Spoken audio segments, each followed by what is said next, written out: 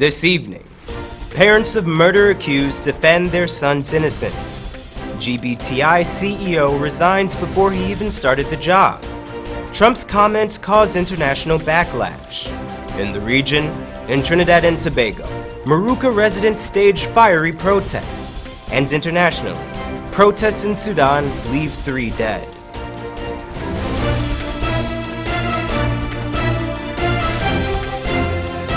From Safe TV headquarters in South Rival Gardens, this is Safe TV Headline News with George Gonzalez.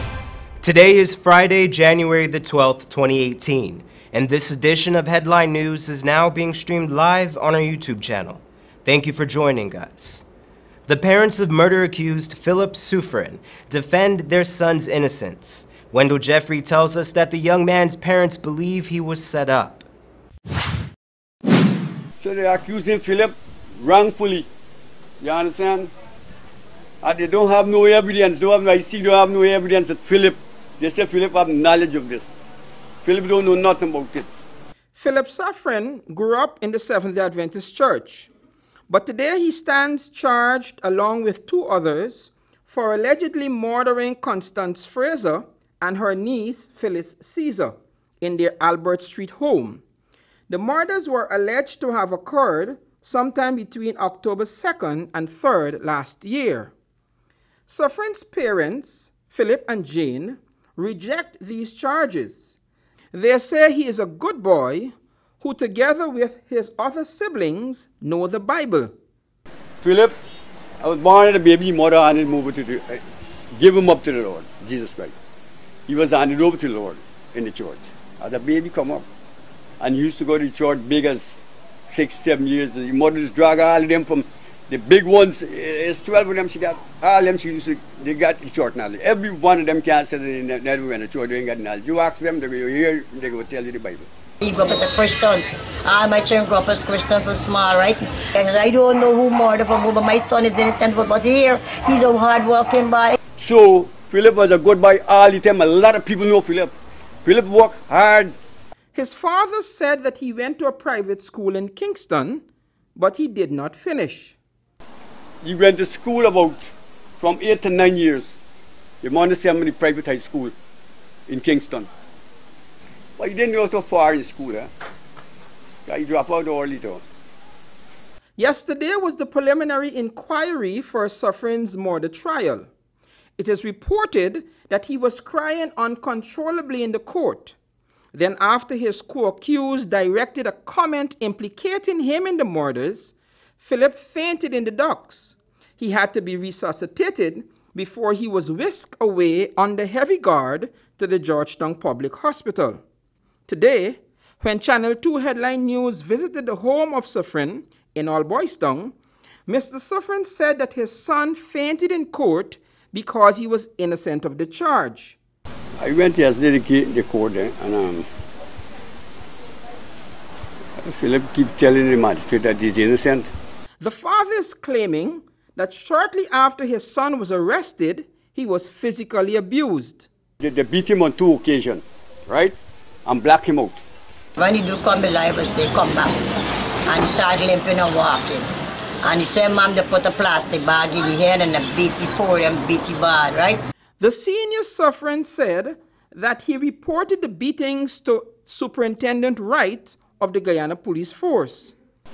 I went and talked to Mr. Wright and told him about the beating, and the time the police came to the house with no search warrant or that kind of thing. Mr. Wright put me on to a female officer to take my statement. He gave me his, I have the slip up to now. Look, the slip is here. Thank God I got it in my pockets. This is the slip with Mr. Wright and Wrightin, who said he is in charge of this matter of Philip Suffren. What? Superintendent and his phone number. He also made a complaint to the police complaints department. And then I went to the police complainant. This is the slip they give me. This was the date. This was the date that the police take when I give the statement to the police complainant. And I did not get no satisfaction from the police complainant or nobody else. Philip, who resided in neighboring Suriname for a while, has a wife and a 2-year-old son. He had just returned from Suriname a few days when he was arrested for the murder. My son left to go to Suriname, and he have his wife and his kid born over there. So his wife get ill, and he comes over here for just for take care of her health, because over there doctors are very expensive. He went away in Suriname, used to live in Suriname. Get a child, the boy is 2 years old. To come back here because this girl taking sick. She had asthma, blowing up and dying, and it's very expensive over there for the doctor fee. So that's why he come back here. Or is he going to be here right now? Channel 2 Headline News asked his mother about a possible contact between Philip and the murderers. According to her, Philip offered to sell a mobile phone that belonged to a friend. It was that friend who implicated him in the murders. The phone, I don't know, I just hear people, I asked the boy with a hold up, but I get to understand now that the other boy came here to bring some phone, right, for sale. The other boy, my son's friend. But I don't know if it's true. You understand? If everybody's saying thing, I can't jump the picture around because I don't know, it was not there. I just hear people say something. And my son take him to another boy to Kelly home, said if he want, right? And that's why here, and then the buy the phone. I don't know how they get the phone now, but the buy come with a chip here. Identify my son for showing them his friend. It was reported that the phone belonged to one of the murdered ladies. Channel 2 Headline News was told that the police traced the phone, and that was how the accused were found. The murder case continued today in the magistrate court before Principal Magistrate Judy Latchman. For Channel 2 Headline News, I am Wendell Jeffrey. Thanks, Jeffrey. Guyanese nationwide are joining together to celebrate Chinese Arrival Day. Today marks 165 years since our Chinese brothers and sisters first arrived in this nation on January 12, 1853. Today, their descendants form part of the fabric of the Guyanese society and have made significant contributions to nation building in the fields of government, academics, sports, and entrepreneurship. Some of the most distinguished Guyanese of Chinese descent are former Chief Justice Ian Chang, General Surgeon Wallace Lee, entrepreneur Stanley Ming, cricketer Jonathan Fu, and most notably the first president of Guyana, the late Arthur Chung. Around 2 months ago, the embattled Guyana Bank for Trade and Industries appointed a new CEO for the company. Now, Esther Sobers tells us that the executive has decided to decline the position.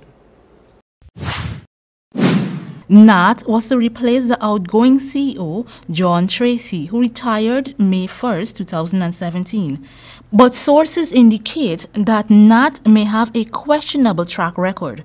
According to Kaieteur News, there were claims that NAT resigned from Trinidad's First Citizen Bank in late 2014 amidst a major insider trading investigation. During the investigation, several persons were fired and the entire board of state-owned bank resigned as a result. Last month, the Bank of Guyana and Guyana Securities Council both confirmed that they were probing how NAT was named as the GBTI CEO. Also, according to sources, there are regulations in place to compel financial institutions to provide evidence that their managers are fit and proper to hold such positions. However, NAT has decided to decline the position. When Channel 2 Headline News contacted GBTI to ascertain why NAT declines the position, the bank refused to comment on the matter. However, the company will name another candidate for the position sometime shortly. Reporting for Channel 2 Headline News, I'm Esther Sobers. Thanks, Esther. Police are looking for 2 motorcycle bandits who allegedly robbed a 34-year-old woman on Thursday. The 2 gunmen stole approximately $4.5 million in cash, a brown leather bag, a cell phone, personal documents, and gold jewelry, while the woman was walking down Pear Street, Kitty, Georgetown. The incident occurred at around 3:15 p.m., shortly after the victim left a mining company at Light and 6th Street, Albertown. Don't go away, we have more news for you after the break. Stay with us. For the best Creole food in town, come to Ridley's Restaurant. Taste our hot meals, fresh bread, and sweet pastries. Our spacious dining hall is free for all occasions. For reservations and more, call 226-2518 or 225-7245. We're open Monday to Saturday from 7 a.m. to 6 p.m. Wrigley's Restaurant, located at 38 Robb Street, Laceytown, between King and Wellington Streets. For breakfast, lunch, and dinner, Wrigley's Restaurant. Tasty and healthy eating.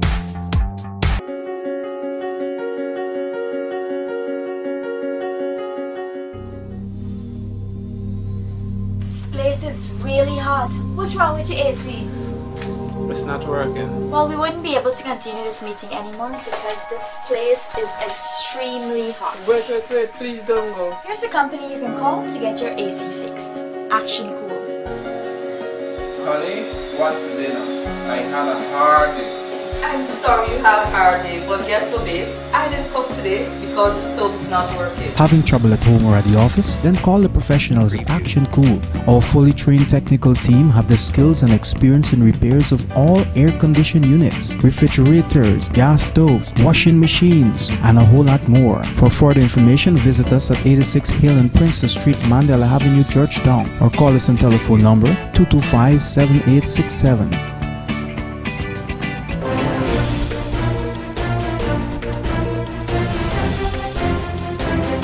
Welcome back. On Thursday, police arrested a male at Sophia, East Coast Demerara, for allegedly robbing several persons at knife point of their cellular phones on the seawall. The police said the victims were robbed while they were either exercising or relaxing. The stolen items were also recovered. The man is said to have served several prison terms for armed robbery in the past and is expected to be placed on several identification parades in connection with other crimes before he makes his court appearance. U.S. President Donald Trump's vulgar comments yesterday garnered swift international condemnation. Wendell Jeffrey tells us that the fallout has left the American government scrambling to do damage control. U.S. Ambassador to Panama John Freely resigned yesterday, saying that he no longer felt able to serve President Donald Trump. Freely said today, "My instructors made clear that if I believed I could not serve the president, I would be honor-bound to resign. That time has come." The U.S. State Department officials said that the resignation was not because of the alleged use of the word "s-hole" that the president used to describe Haiti and the African countries. Trump denies using the term, saying, "The language used by me at the DACA meeting was tough, but this was not the language used." Senator Dick Durbin, a Democrat from Illinois, who was in the meeting, confirmed the remarks, saying that Donald Trump said these hate-filled things and he said them repeatedly. In a strongly worded statement, the UN spokesman, Rupert Colville, said that it was impossible to describe the remarks as anything other than racist. These are shocking and shameful comments from the President of the United States. I'm sorry, but there's no other word one can use but racist. You cannot dismiss entire countries and continents as shitholes, whose entire populations, who are not white, are therefore not welcome. The positive comment on Norway makes the underlying sentiment very clear. And like the earlier comments made vilifying Mexicans and Muslims, the policy proposals targeting entire groups on grounds of nationality or religion, and the reluctance to clearly condemn the anti-Semitic and racist actions of the white supremacists in Charlottesville. All of these go against the universal values the world has been striving so hard to establish since World War II and the Holocaust. This isn't just a story about vulgar language, it's about opening the door to humanity's worst side. It's about validating and encouraging racism and xenophobia that will potentially disrupt and even destroy the lives of many people. And that's perhaps the single most damaging and dangerous consequence of this type of comment by a major political. Salvador Sanchez, the president of El Salvador, said that Trump's words had struck at the dignity of Salvadorians. The African Union, through its spokesperson Calandro Iba, said it was alarmed by Trump's language given the historical reality of how many Africans arrived in the United States as slaves. This statement flies in the face of acceptable behavior and practice. Even the Vatican has denied Trump's words, terming them particularly harsh and offensive. The Guyana government, neither the U.S. ambassador here, has made any formal comment on the growing issue. For Channel 2 Headline News, I am Wendell Jeffrey. Thanks, Wendell. A quarantine woman pretending to be a Ministry of Housing official was charged with defrauding a number of persons in Berbice. Here's Esther Sobers with more. Sri Mati Singh Kalriana, or RT, 29A housewife of quarantine Berbice, was slapped with 5 charges of obtaining money by fraud. She pleaded guilty when she appeared before Magistrate Renita Singh in the Reliance Magistrate Court.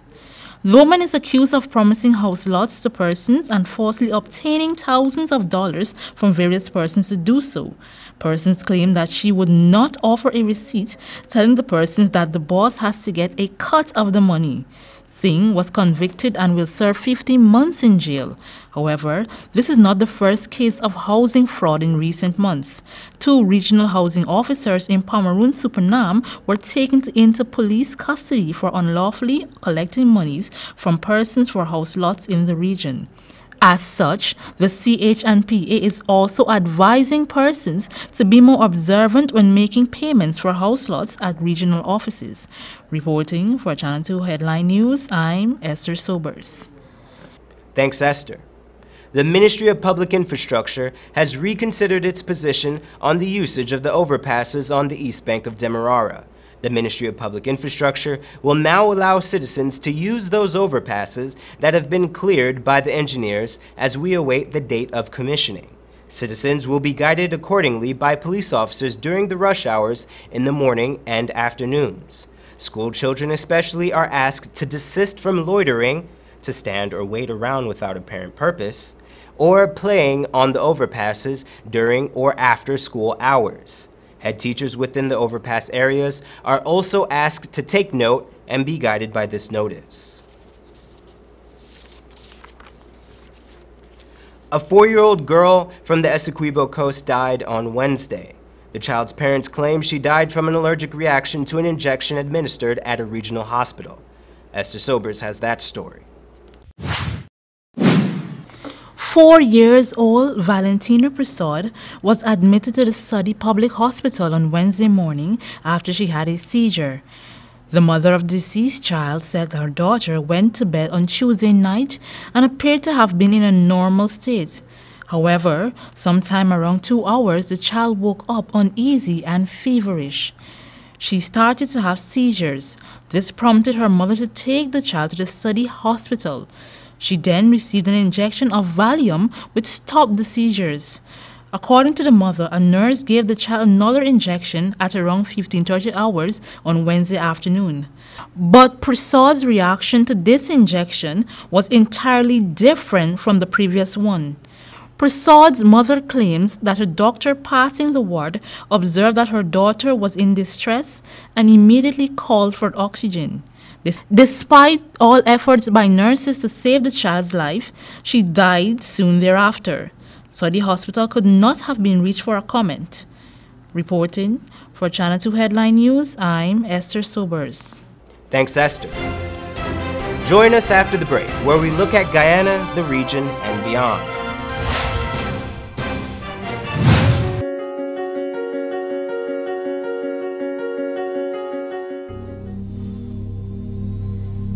This is really hot. What's wrong with your AC?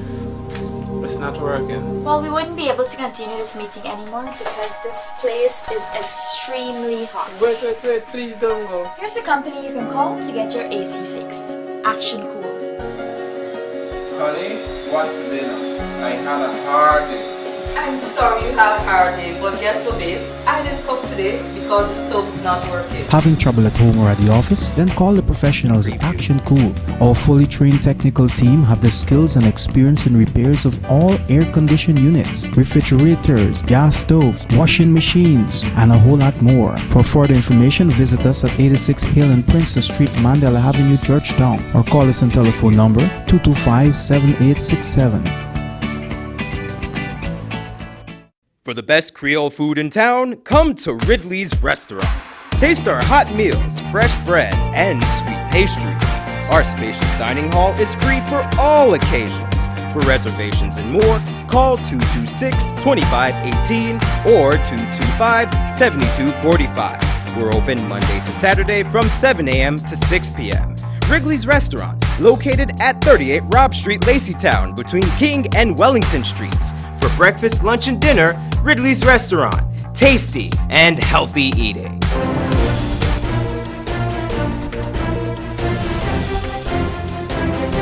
Welcome back. Now we take a look at the region. In Trinidad and Tobago, residents of Indian Walk and Six Company, Moruga, staged a fiery protest on Thursday, hoping to draw attention to problems plaguing the community. C News has more. Residents of Indian Walk and Sixth Company Moruga staged a fiery protest today, hoping to draw attention to problems plaguing the community. Their main top of concern, deplorable road conditions in the area. Dion Batiste has more in this report. Residents of Indian Walk Moruga say no work has been done on the roadway since September of last year, making it increasingly difficult for them to get in and out of the area. They say they are fed up of being treated like second-class citizens and they want the authorities to treat with the issue as a matter of urgency.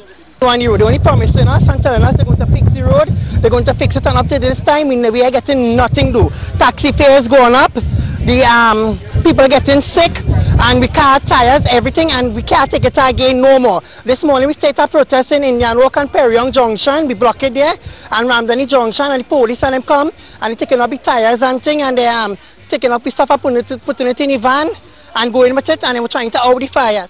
So what happens if their cries for help are ignored? We're going to take further action against it. Too much young children and people getting sick with heart attack, asthma attack, and everything. I'm a diabetic, and I started to run to the hospital all the time to get treatment for the wheezing in the road, the asthma. The dust on the road right now is affecting us real bad, and we can't do nothing, and the police giving us a hard time. Mr. Singh said MP for the area, Minister Lovell Francis, visited the area briefly this morning, but did not appear to sympathize with the residents' plight. OWTU President General Ansel Roger was present at Thursday's protest. He accused the government of taking the residents of Moruga for granted. And they feel that they can do you anything, anyhow.